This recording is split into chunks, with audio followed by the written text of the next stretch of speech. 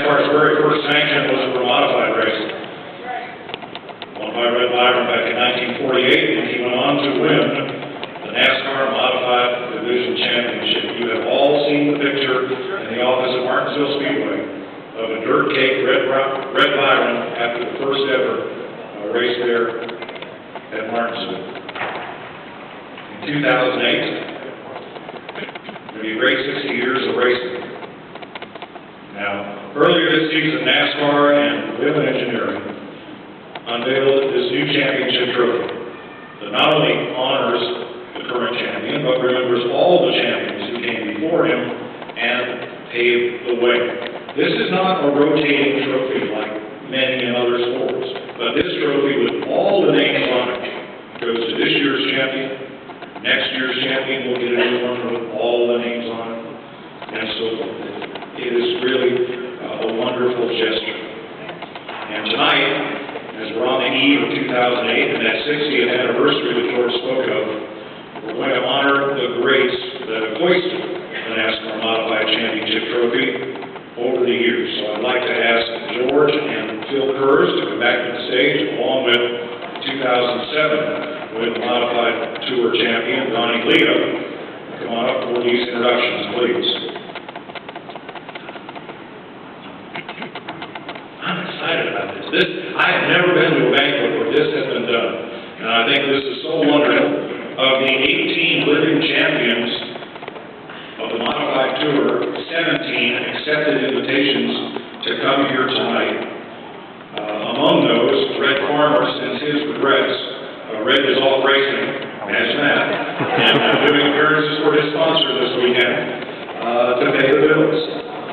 So he will not be with us this evening.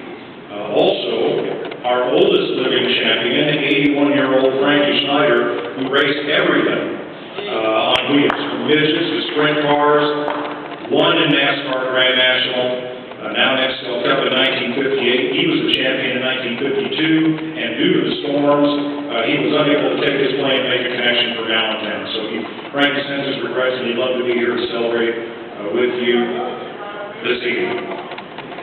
So let's meet the modified champions who are with us here this evening. As one of the top drivers in NASCAR's early days, this New Jersey driver now watches his grandson Jeffrey make his way up the racing ladder. The 1954 national champion, Jack Choquette.